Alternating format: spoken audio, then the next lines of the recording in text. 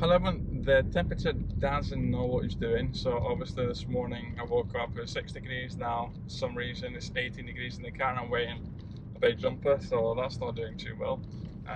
We probably have to open a window or so on, but it just means that the sound might be a bit off. But I'd rather have that than me sweating here. It's been quite a busy morning, I would actually say, for myself. What we're actually able to do, I was able to, obviously when it comes to my accounting, I use Awesome for everything, and basically we've come to an understanding that the person who's actually dealing with my account is like that I like to do things early. So obviously my VAT registration is not due for another 3 weeks, but I've told them, like, listen, I want it done 2 to 3 weeks beforehand so I can actually plan ahead, obviously, because with me having the revenue that I've got at the moment in time, it means that I'm expecting a VAT bill of like 7, VAT bill of 5, 10, depending on what it is. But it is a significant amount of money that I need to actually make sure that I've got ready in order to actually be able to make that payment. So it's vitally important for me, the fact that I know in advance how to do it. So I've told them, and it's been amazing. Really, it's worked really well. In fact, actually, when it comes to Austin, I said to him, like, I know my corporation tax not due till January either, but again, I want that filed in September. So again, I know what I've got to be paying. And exactly the same way with my self-assessment too. Okay, I'm doing both my self-assessment and my business accounting with Awesome. So I just want everything done by September, so I know exactly what I'm going to be paying in the next coming months. I just like being very, very organised, really, for us. I understand some people want it last minute, they want to have the revenue like all the time through, but for me, I just want to make sure I know what I'm actually paying. So that's what I did this morning. And then basically this journey here, I'm just going to keep in the same topic of Hmrc, and I'm just going to show you the letter here too. Hmrc on the 2nd of August sent me a letter that we've received your request and we've actually deregistered you from VAT. Now, I've not been below the VAT threshold for maybe 2.5 years since basically I've actually been registered. And secondly, I was like, well, I've not requested it. Now, contacted Awesome straight away. I'm thinking, is this something that's actually happened from your side? It says it sure does no. And in fact, when I contacted Hmrc, they could clearly see that somebody has not logged into the account since the 2nd of July, which was, in fact, my last VAT assessment, and Awesome had actually logged in and did it at the time. So after 3, 4, 5 phone calls really with them and waiting 40 minutes at a time, in each phone call straight away they said, this is a fault from the Hmrc, this is a fault from the Hmrc.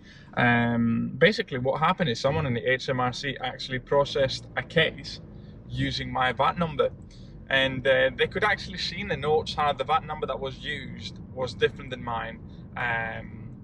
And it was ridiculous, like, obviously, completely different case, completely different company. In fact, even the number was different. We're not talking about 1 or 2 digits, which apparently was like a couple of numbers different.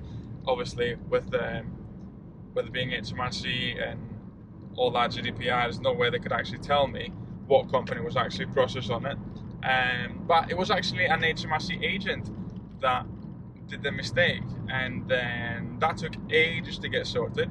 It took a total, at the end, I didn't get my, so 2nd of August, I didn't actually get my VAT corrected till the 25th of August, and I didn't actually get everything sorted with Amazon until the 10th of September. Now, what you're thinking, why is the VAT registration got to do anything with Amazon? Well, Amazon picks automatically the system from Hmrc, the fact that you're not VAT registered, so it picks it up automatically, because it's electronic to the system. If you put the VAT number, you'll be able to actually see the company details and who's actually registered with that. And Amazon just picks it electronically. And what happened was, obviously, Hmrc registered me. After 4 days, Amazon picked that up and they send me letters send me emails, didn't send me letters, saying that you look like you should be above the VAT threshold, you've not got an active VAT number. So what does that mean? I mean, straight away I had to actually close all my EU EFN sales, because obviously I'm relying on everything with Amazon and VAT in order to do those EFN sales. Secondly, I had to make sure that I was ready and filtering every day that I'm providing VAT invoices to business customers, because Amazon switched off the automated invoice system. And then what happened is, obviously, with it being an Amazon company, you don't want to have your address, your full address, your home address on Amazon. So what I did is, like a lot of people are actually using, if you have Awesome, you can actually use like a virtual address to have your company registered there. And of course that's accepted, and we've been able to actually do that for a long time. But the problem that they had is, it had that the company address was different than the VAT registration address, and that was the issue from Amazon. They said, well, it looks like two different companies, and obviously there's not two different companies. So I contacted Awesome over and over again, and basically made sure that I said to them, like, these are the screenshots that I've got a relationship with Amazon. Obviously straight away Awesome said, this is correct, the company should be formed in such a way. And basically Awesome wrote a nice little letter for us for me to actually send to Amazon, and surprise surprise, after a day everything was corrected. Now obviously your office for security can actually be in a different address, a registered business address, but your VAT should actually be done at where the day-to-day business is actually operating from. And that is what basically they explained nicely and politely to Amazon. And surprise surprise, I've got everything working again.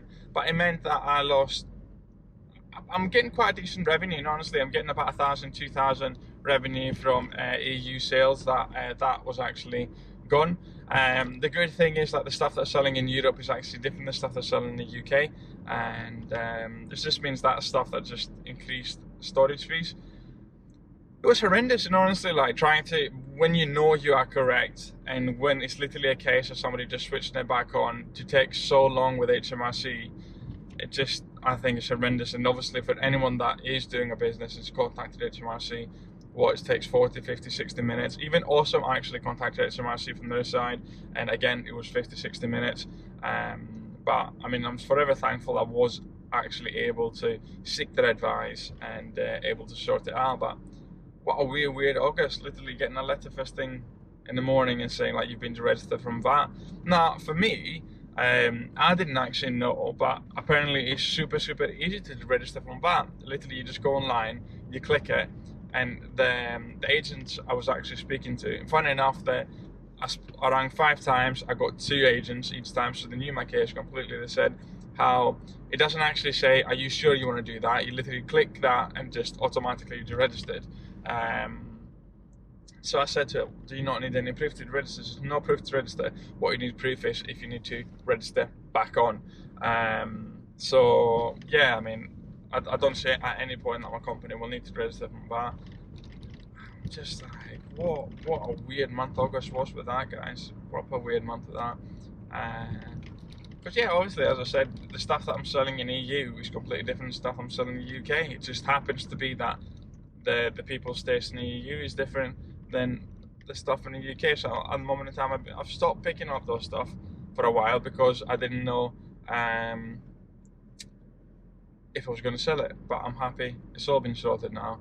And as mentioned, quite a productive morning really, where I actually sat down for 3-4 hours and made sure that I had all my invoices, all the reports and everything's updated to Awesome. Because again, I just asked him, can I have a query sheet with the spreadsheets, and I always think I'm up to date with everything, and I'm really bad, really not. I'm hoping that eventually that could be a task that can actually offload to my brother, another admin task I can offload to him.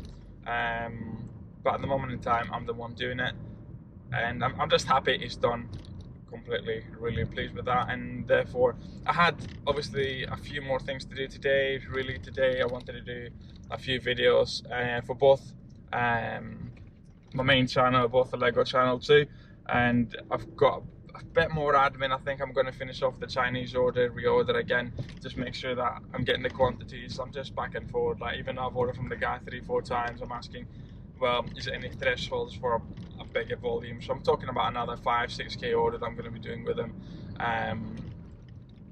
It's been selling really well, touch wood. I'm basically making sure that I'm putting my orders in now, so I've got them for end of November, end of October, beginning of November. That's what I'm thinking about. I don't want to be placing orders in November, because that's it, it's gone. So that's what I'm doing now, making sure that everything's gone, placing all my orders, and then what I'm going to be focusing on in Q4 is making sure that private label is doing really well. So just increasing with that, maybe use some of the profits each month to increase the reviews with the Vine program. I've now got four items signed up with the Vine review program, and I can see a difference. And obviously now I know how to add variations to individual listings. I'm going to be doing that. So I say I've got an item is selling well, I'm going to add a variation, either being a quantity variation or a color one, but I'm adding variations on that. Yeah, but I'm happy. So I thought, let's go out. So all I've done is I'm just going out. I'm just going to a few things at Tesco. Obviously, we've got the in-stock store tracker even at the moment in time at level 60. If you're interested, it's only £6 a month, and you can actually get that quite easy. So you can stock check Sainsbury's and Tesco, or if you want to pay £10, you can actually get the Amazon bot too. But it's a standalone service for us, so I'm just thinking I'm going to pick a few things. I just wanted to get out of the house a bit for an hour or two, so that's what I'm going to be doing, and not a long journey. And then hopefully we actually find a few things too. That'll be amazing. Then head home. I've got the last 2 days I've actually had British Gas fixing a boiler in the house, putting a new boiler in. That's a boiler moving it, getting a new boiler. And yeah, so the house has been a bit mad, really. Looking after a toddler plus having a British Gas engineer in it. So I'm just really pleased that it's happening. I'm really pleased with that.